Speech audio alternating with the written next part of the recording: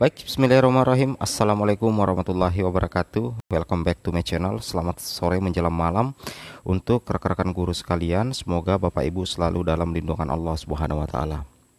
Jadi pada video kali ini Bapak Ibu ya, kembali lagi admin akan mencoba berbagi video informasi terkait P3K Guru di tahun 2022, yang mana informasi yang akan kami sajikan di sini cukup menarik, yaitu dua info guru lulus PG P3K 2021.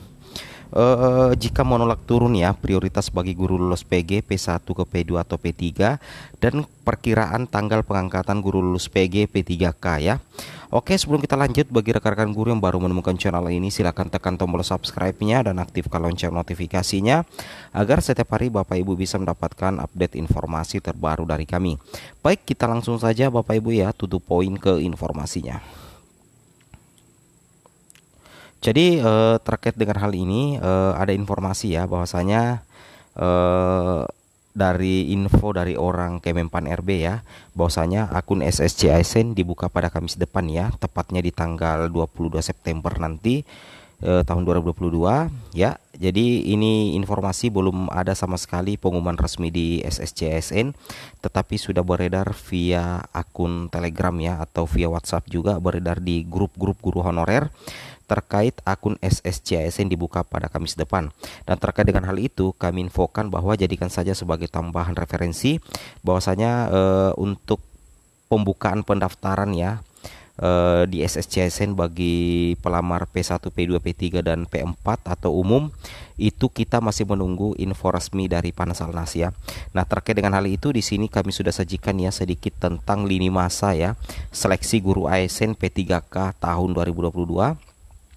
Yang mana kalau kita lihat info yang ada di Telegram di sini 22 September, berarti itu berada di kisaran minggu ketiga keempat ya, minggu ketiga keempat bulan September. Nah, di September sampai Oktober, ditarik dari bulan September sampai Oktober, ada dua agenda besar yang akan coba dituntaskan oleh Kemendikbud dan Panselnas, yaitu pertama, penuntasan 193.954 guru lulus PG dan pelaksanaan penilaian kesesuaian tentunya untuk pelamar P2 dan P3 pastinya Bapak Ibu ya.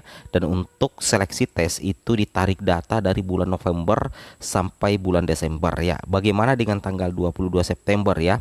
Kalau mengenai tanggal 22 September akun SSCASN dibuka karena memang pada saat ini akun SSCASN itu masih dalam proses error ya, maintenance ya.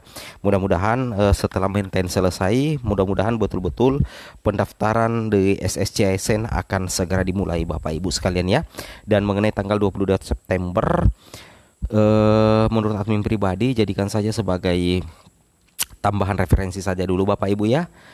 Karena patokan kita yang resmi itu tentunya info resmi dari BKN dan Panselnas di websitenya masing-masing, seperti itu ya. Itu yang harus Bapak Ibu mengerti ya. Oke. Kemudian kita lanjut lagi terkait pembahasan utama kita, bahwasanya kami sudah melakukan beberapa perbandingan beberapa waktu yang lalu terkait data final ya untuk 13 September dibandingkan dengan data versi Excel. Yang mana ketika kami melakukan perbandingan itu mendapatkan angka sebenarnya yang relatif tidak jauh berbeda antara data final 13 September dengan data Excel, terutama untuk penempatan sekolah induk itu kisaran perbedaan 20 ribuan. Itu pun penyebab utamanya karena di data final 13 September penempatan non induk keluar instansi itu sudah dihilangkan sehingga disebar ke beberapa jenis penempatan Bapak Ibu ya, ataupun yang belum ditempatkan. Nah, di sini yang menjadi fokus kita adalah di data 13 September itu yang belum dapat kuota dan belum dapat penempatan ya, itu berjumlah sekitar 60.000 ya. Nah, kalau yang di data Excel itu sekitar 67.000 lebih ya, 67.000. Nah, seperti itu ya perbandingannya. Nah, terkait dengan yang belum mendapatkan penempatan, kami menarik sebuah data bahwa sudah ada solusi dari Panselnas ya. Di sini dikatakan ya dari Panselnas bahwasanya bagi pelamar prioritas 1 yang ternyata belum mendapatkan penempatan, itu ketika Bapak Ibu login di SSCSN itu Bapak Ibu akan muncul keterangan belum mendapatkan penempatan. Kemudian ada setuju atau tidak. Apabila Bapak Ibu klik setuju, maka Bapak Ibu akan tetap menjadi honorer sebagai P1. Tetapi apabila Bapak Ibu memilih tidak, maka Bapak Ibu akan turun P2, P3 atau umum.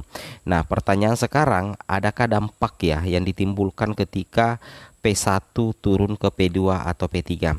Jujur menurut admin pribadi, ada Bapak Ibu ya, ada dampak yang akan Bapak Ibu terima sebagai konsekuensi ketika memilih turun prioritas dari P1 ke P2 atau P3. Bukan bermaksud untuk menakuti Bapak Ibu guru sekalian, bahwasanya konsekuensi pertama yang Bapak Ibu dapatkan ketika Bapak Ibu turun prioritas, yaitu status P1 Bapak Ibu itu akan diputihkan ya.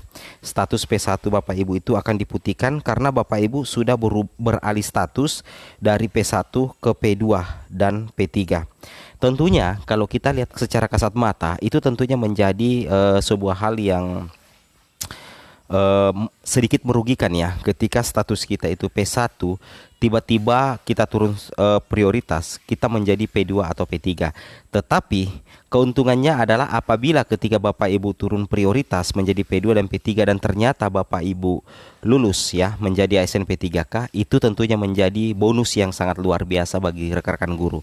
Tetapi catatan yang perlu Bapak Ibu ketahui bahwasanya dari sekitar 60.000 pelamar lulus PG yang belum mendapatkan penempatan atau belum dapat diangkat, ternyata ketika turun prioritas tidak semuanya 60.000 itu bisa lolos Bapak Ibu ya. Dan justru yang bisa lolos itu hanya sekitar 10% ya, 10% dari total 60.000 pelamar lulus PG yang belum dapat diangkat. Itu sekitar 12.000 saja Bapak Ibu ya, 12.000 saja, 152 pelamar yang berpotensi dapat terangkat apabila mengikuti mekanisme penilaian kesesuaian dengan menggunakan jabatan fungsional lainnya. Nah, jadi tidak semuanya. Jadi Bapak Ibu harus betul-betul memikirkan sebelum mengambil sebuah keputusan melepas status prioritas 1 Bapak Ibu menjadi P2 atau P3. Karena status P1 itu sebenarnya Bapak Ibu ketika dimasukkan ke dalam cloud itu sisa menunggu penempatan saja, apakah di tahun 2022, 2023 ataupun di tahun-tahun mendatang. Tetapi ketika Bapak Ibu misalkan memilih untuk turun prioritas, itu adalah menjadi hak prerogatif Bapak Ibu sekalian, dan admin juga tidak bisa memaksa ya seperti itu.